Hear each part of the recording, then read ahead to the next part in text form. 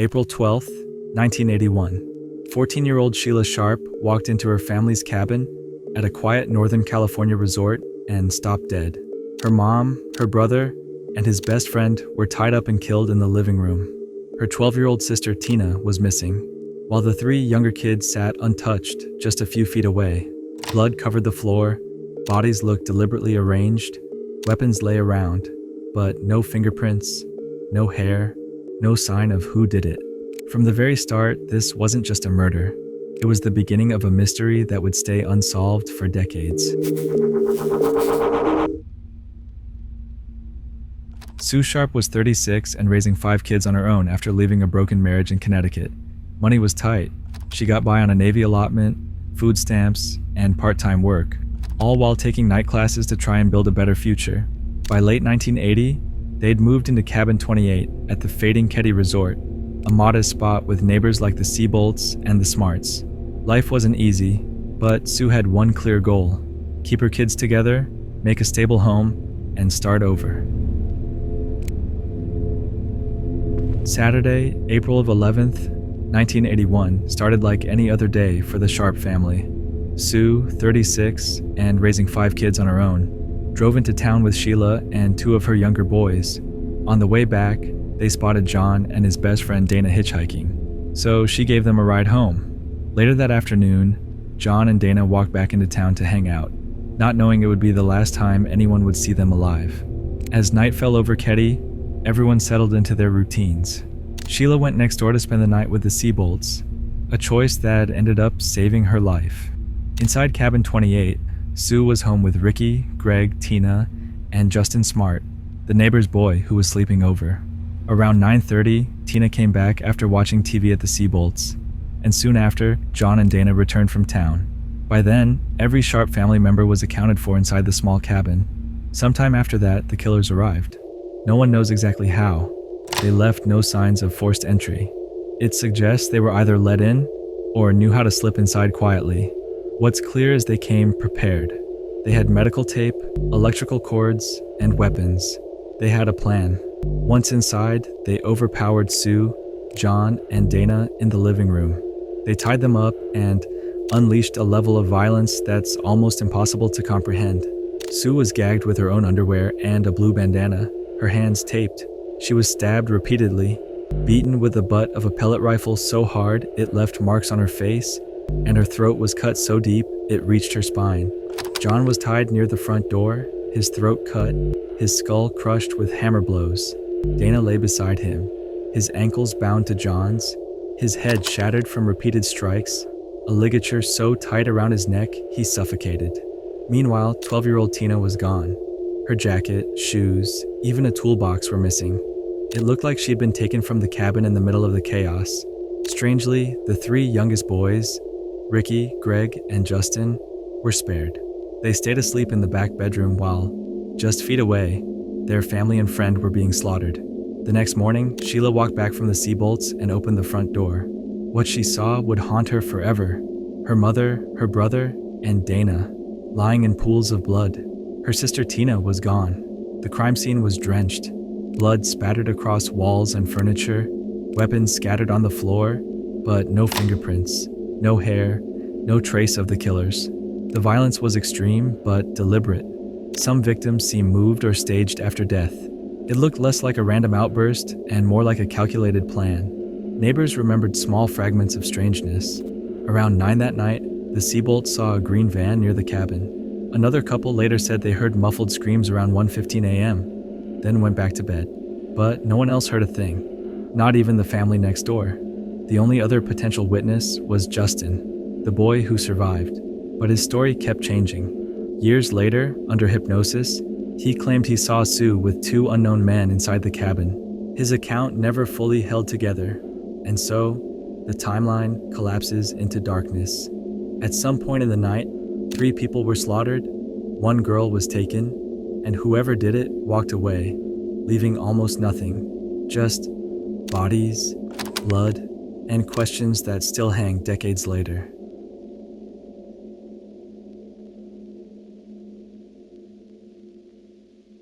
On the morning of April 12th, 1981, Sheila Sharp walked up to her family's front door, expecting just another Sunday. The second she stepped inside, everything went to hell. On the living room floor were her mom, Sue, her brother John, and his best friend Dana, tied up, beaten, butchered. Sheila barely registered it before she ran back outside, screaming for help at the neighbors. The Seabolts didn't have a phone, so someone ran to the lodge to call the cops, while Sheila and the others tried to process the nightmare in front of them. Then came the second horror. 3 boys, Ricky, Greg, and a family friend Justin, were still asleep in the back bedroom, untouched, like nothing had happened. To keep them from seeing the bloodbath, the adults lifted them out a window and carried them away. By 8:05 a.m., the first call hit Plumas County Dispatch, a homicide at Cabin 28. Deputy Hank Clement was first inside. What he saw was chaos, blood on the walls, a knife bent from the force of stabbing, bodies that looked like they'd been staged. Sue was gagged with her own underwear. John was bound near the door. Dana was sprawled on the couch, his ankles tied to John's. Then one detail flipped the whole thing. 12-year-old Tina was gone. At first, deputies thought she might be hiding, but after a full search of the cabin and resort turned up nothing, her disappearance turned it into a suspected kidnapping. By the afternoon, the FBI was involved, and an all-points bulletin went out with Tina's description. It should have kicked off a full-force manhunt, but instead, nothing. Evidence wasn't properly collected. Leads went cold. The case got handed to state agents who didn't even specialize in homicide. Sheriff Doug Thomas called it a brutal triple murder and promised answers, but locals would later say after that first day, law enforcement basically went quiet. From day one, Cabin 28 wasn't just a crime scene, it was a disaster. And the questions that still hang over it are brutal. Why were some kids left alive? Why was Tina taken? And how did the killers just walk away?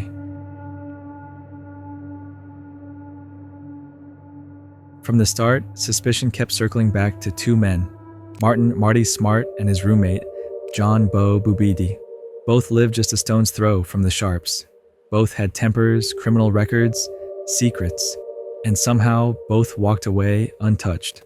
Marty wasn't just a neighbor. He was the stepdad of Justin, one of the boys who survived that night. Rumor had it he was also having an affair with Sue, the woman murdered in her living room. His wife Marilyn later said Sue begged her to leave Marty because of his violent temper. That gave him motive, opportunity, and a terrifying personal connection. He was questioned back in 1981, but nothing stuck. Soon after, he and Bo vanished from town.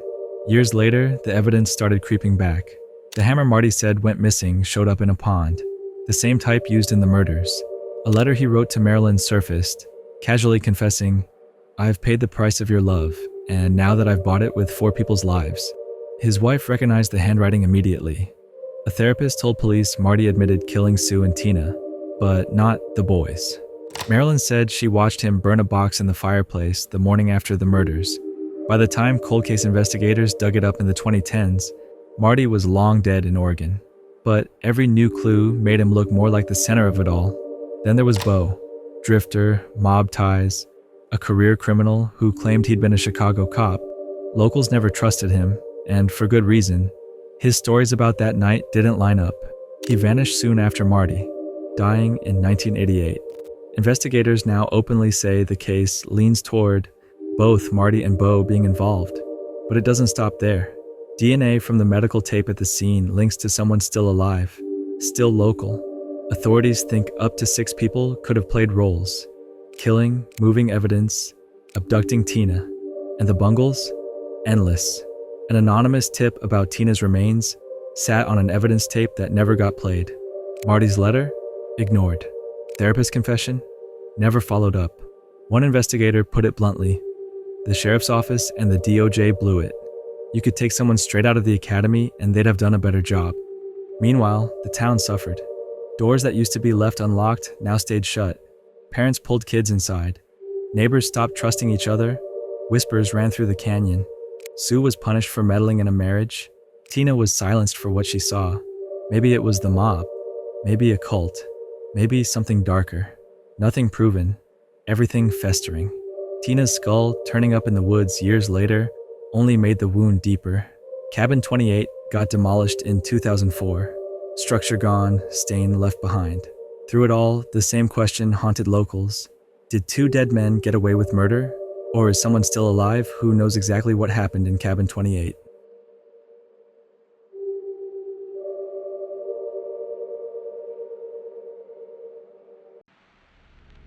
Three years after the murders, on April 22, 1984, the case of Tina Sharp took a horrifying turn. A bottle hunter near a remote logging camp came across scattered human bones. Forensics confirmed the unthinkable. They were Tina Sharp's, missing since that night in Cabin 28. That same day, a 911 call came in. An anonymous man said the remains might be the girl from Keddie. The recording of that call was boxed up and forgotten for decades. Finding Tina Sharp didn't bring answers. All investigators had were fragments of her skull and jaw. No explanation for her death, no clue who put her there. Instead of closure, the discovery only made the tragedy worse, leaving Keddie with yet another haunting question. After Tina's remains were found in 1984, everything went dead quiet. No arrests, no leads. For the Sharps, life just kept going, heavy with questions that never got answers. In Keddie, rumors of corruption and cover-ups filled the gaps where facts should have been. Officially, nothing happened.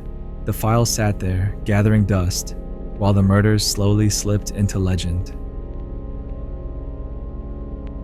By the 2000s, the Keddie murders were basically just a dusty cold case file, but when Greg Hagwood took over as sheriff in 2010, he wasn't about to let it die quietly. In 2013, he brought in retired investigator Mike Gamberg, a man who had coached two of the victims and had his own personal drive to get answers.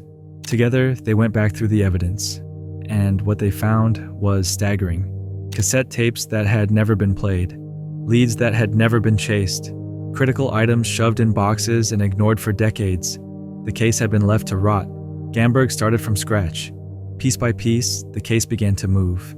In 2016, a hammer showed up in a drained pond near Keddie, the same one Marty Smart had once said he lost. A hunting knife turned up in the ashes near the old cabin site. Then Gamberg found a sealed cassette, a 911 call from 1984, a man saying the remains at Feather Falls were Tina's. That tape had sat untouched for 30 years. Suddenly, everything was being examined with modern forensic tools. By 2018, the biggest break came. DNA from medical tape at the crime scene matched a living person of interest. Authorities didn't name them, but Hagwood and Gamberg said it linked back to the same circle of suspects from 1981. Marty Smart and his house guest John Bubide. Marty was dead, but a Nevada therapist later said Marty had confessed years earlier. He killed Sue and Tina, but had nothing to do with the boys. Even a relative of Bo helped investigators find the pond where the hammer had been dumped. The reinvestigation wasn't just cops in a room. FBI specialists and members of the Vidocq Society, an elite group of retired investigators, were called in. Online researchers joined too. One, David McNary, also known as DMAC, built timelines and theories that sometimes gave investigators fresh leads. Media picked up the story again. People, CBS, Investigation Discovery, all talking about the recovered hammer, the forgotten 911 tape, and that chilling DNA match. For survivors like Sheila Sharp, it finally felt like progress. Hagwood and Gamberg admitted the original investigation had been sloppy, maybe even corrupt, but their goal was clear: undo the damage and finally get answers. They now think multiple people were involved that night, maybe as many as 6. And even though the main suspects are gone, the evidence points in one clear direction. For Keddie, the case wasn't dead anymore. It was alive. And for the first time in over 30 years, there was a real sense maybe justice could still happen. Even decades later, nobody can agree on why the murders happened or who actually pulled the strings. Most people keep circling back to one idea. Sue Sharp was the target. Her neighbor Marilyn had been leaning on her for advice about leaving her husband Marty. And Marty was famously controlling, jealous, and unstable. Some even say Sue and Marty had a brief thing, which only tangled everything further. Later, Marty wrote a letter hinting he paid for Marilyn's love with 4 lives. Then there's his friend Bo Bubede, a drifter with a criminal past. Put those two together, and they look like prime suspects. Both were questioned in 1981, but nothing stuck. Marty died in 2000, Bo in 1988. If they were the killers, the answers went with them. But maybe not all the evidence did. Others think it wasn't personal at all. Maybe tied to drugs. Maybe a deal went sideways, or outsiders came looking for revenge. The sheriff back then swore it wasn't narcotics related, and no drugs were found in the cabin, but the rumors never really went away. Then there are the darker, bigger ideas. Beau's supposed mob ties, possible FBI protection, even a full-blown cover-up. Investigators today say those theories stretch reality, but they admit the original case was handled so poorly that suspicion practically wrote itself. And of course, the wild cards. A biker gang, a serial killer passing through, maybe multiple attackers staging the scene. People online still dig into the details, like the pellet gun mark on Sue's skull, the hammer Marty once reported missing, and that piece of tape with a DNA profile pointing to someone still alive today. Every theory feels like it could fit, until it hits a wall. That's why the case won't die. Everyone has a theory, and no two match the same way. The cabin where it all happened got torn down in 2004. Like destroying the walls could destroy the memory. The case never closed. Detectives still say they have solid leads, pointing to evidence run through modern forensics, DNA even, tracing back to the same men suspected back in 1981. And yet, nothing. No charges, no trial, no one officially named. It's still one of America's most haunting unsolved murders. Families left town, investigators retired, suspects died, but the questions kept coming. Why were 3 kids killed while others survived? Why was Tina taken, only to turn up years later in pieces? And if the cops really know who did it, why hasn't anyone faced justice? 40 plus years later, Keddie's mystery won't die. The cabin's gone, the scars are still there, and the answers, always just out of reach. And that's the full story of the Keddie Murders, one of America's most disturbing unsolved mysteries. Years have gone by, the questions are still there, and the echoes of that night haven't faded. Thanks so much for watching and supporting the channel. Your curiosity and engagement really mean a lot. Stay safe, keep asking questions, and until next time, goodbye.